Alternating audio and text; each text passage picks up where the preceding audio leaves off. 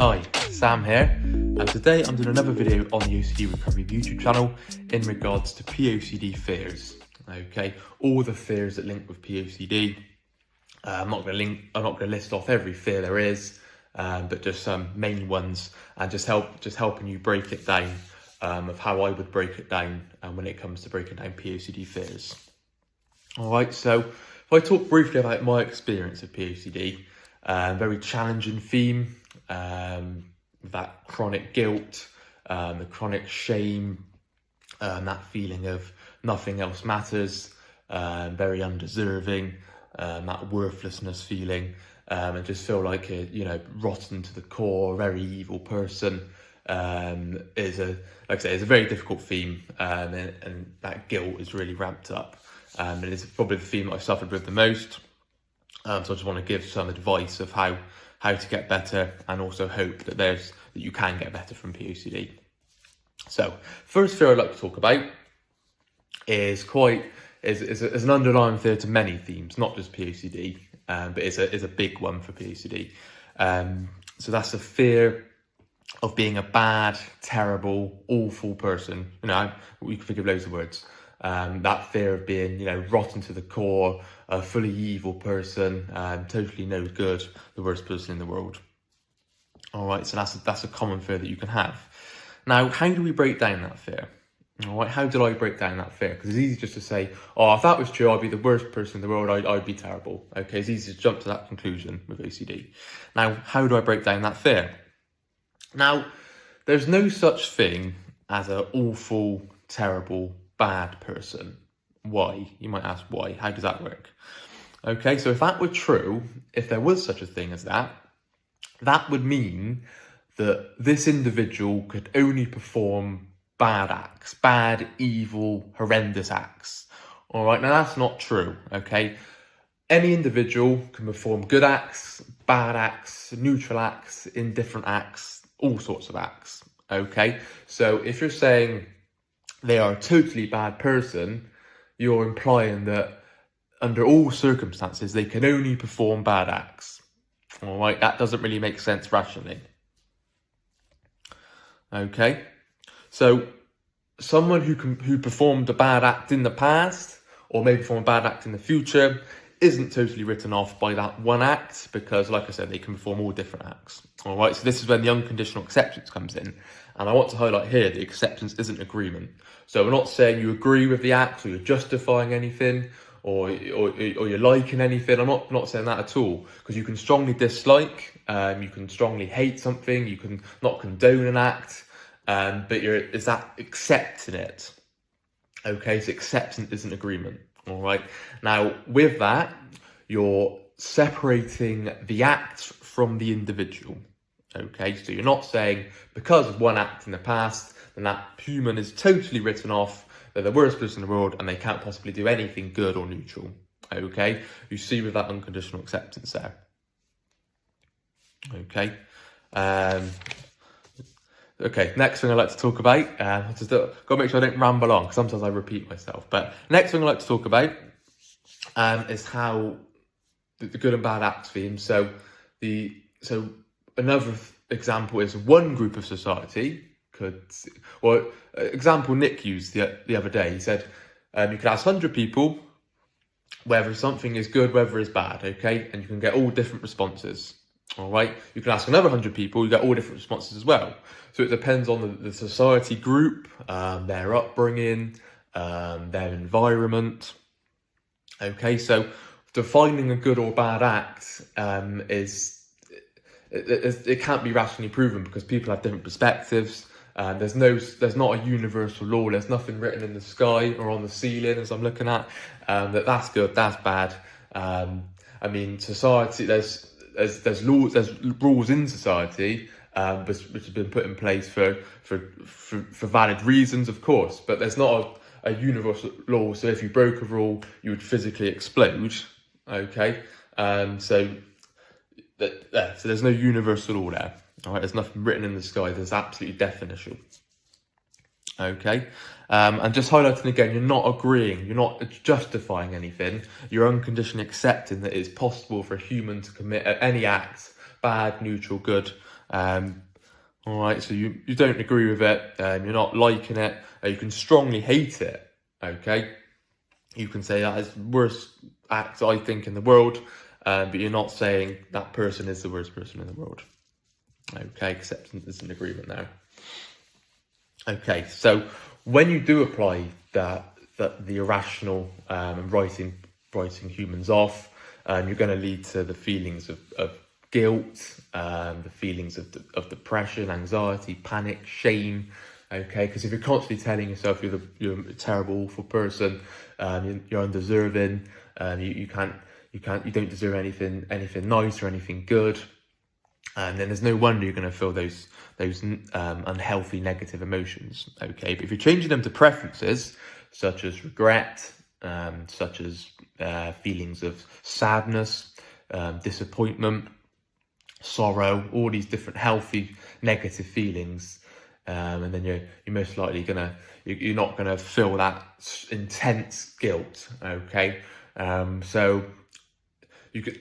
With that intense guilt, you're not as likely to change as well. So if you did commit a bad act in the past and you were constantly guilty and chronic and locked up guilt about it, then you're less likely to change. Where if you look at it and go, okay, that's a bad act, that's a mistake, I want to learn from that, you're more likely, when you're being rational, you're more likely to change and you're more likely to perform better behaviours in the future.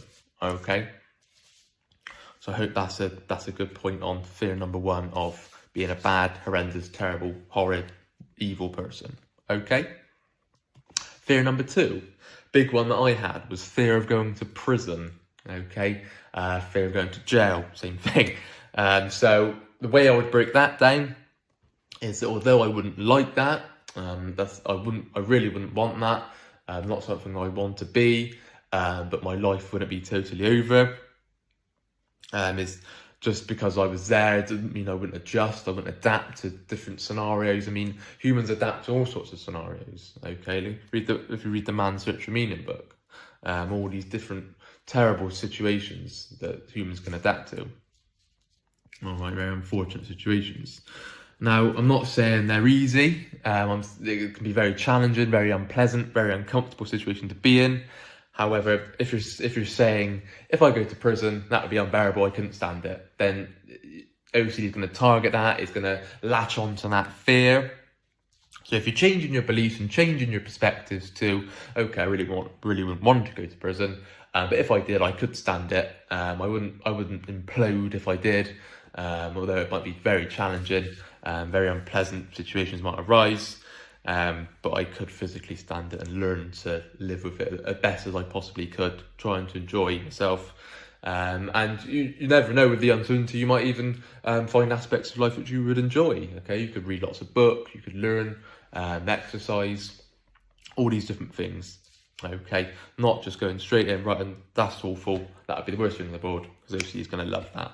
All right, it's going to it's going to zone in on that. Okay, and if you're telling yourself those sort of beliefs. Okay, so to link into a fear of prison, jail, would be the fear that got me quite big, was the fear of physical harm and the fear of torture, all these things like that. Okay, right, I remember feeling very scared and just thinking, oh shit, completely panicked. Okay, just thinking on that would be the worst thing in the world. I couldn't physically stand that. Of course it would be fucking difficult. I'm not saying it'd be easy, it'd be very, very challenging, unfortunate, very painful experience, of course. But by saying it is the worst thing in the world and is totally awful and is unbearable, then OCD's gonna love that. All right, it's gonna target that. All right, you could be deprived of much enjoyment, deprived of any joy, any things that you like doing in life, of course, but you're changing your beliefs, and it takes persistence. Okay, you're not just gonna watch this video and go, okay, that's fine, I could deal with that. It's that gradual process of changing your beliefs and changing your perspectives. Okay, not just saying it is totally awful. Okay, and yeah, so that's mainly fear number 2. Fear number 3, I'll probably only do 3 because I don't want to make this video about 2 hours long. I only want to talk about 15-20 minutes, because I'll probably do another one after, going over some more fears, if you find this video helpful. Okay, so, and one fear that got me big time with POCD would be the fear of feeling guilty forever. Fear of that chronic shame forever that you couldn't possibly let off the hook, couldn't have a minute's peace with POCD.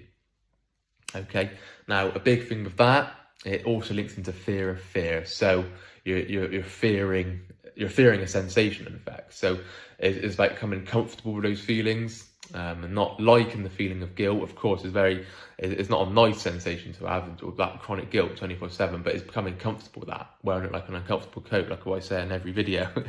Okay, or just changing your belief that, okay, if I live with guilt forever, wouldn't it be ideal? But would it be terrible? No. Could I work on my beliefs to lower the intense guilt? Yes. Okay, I'm not just thinking, oh shit, if I feel guilt forever, that's rubbish. I couldn't possibly live with that. Okay, so just changing your beliefs there. This is why we bang on so much about the belief system. Changing the perspectives. It's not an overnight fix. It's all right just going into the topic of POCD, totally awful, I couldn't deal with that, but just changing the beliefs, okay? Because most themes relate to these sort of core fears, okay? POCD is an exaggerated of these fears, of course. POCD is going to latch onto these fears. However, they're underlying for most things. So if we work on these fears and work on these beliefs, it's going to stand you in pretty good stead. Okay. Of course, there's no guarantee of lowering the feeling of guilt. There's no guarantee in anything. There's no guarantee you're going to recover. There's no guarantee you're going to feel better. But there's a bloody good chance of it if you're putting in the work and you're being persistent. Being persistent and being patient, and just really. Thing is, with POCD, with me, I just thought that I just fed up with the suffering anymore. Like the intense 24/7 guilt, the panic, the shame, the humiliation, and that's why it's latched on so much, because I feared it so much. So I just thought, fuck it, I'm going to work on recovery, and how can I get better? Look at my beliefs. What am I causing? What's causing the suffering? Okay, so the best thing you can do is to look at your fears. Okay, and OCD is going to lower. If you're not as scared, then OCD is not going to latch on as much. It's not an overnight fix, but it's a gradual realization, a gradual embodying the acceptance. Okay.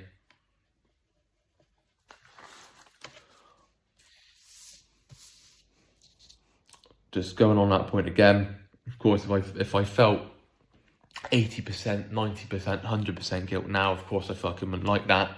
I really wouldn't want that. However, my life wouldn't be done. That's it, wasted time, not going to bother anymore. Okay, I can work on my beliefs and just not thinking, oh fuck, if I feel guilty again, my life's totally shit. All right. So I think that's mainly it. I'm just reading that just in case I miss anything, because I don't want to miss a vital point. But no, that's mainly it. Okay, just highlighting again the importance of working on your beliefs, changing your perspectives. Okay, being persistent, doing your exposures, facing your fears. Okay, and I think I'll wrap up there.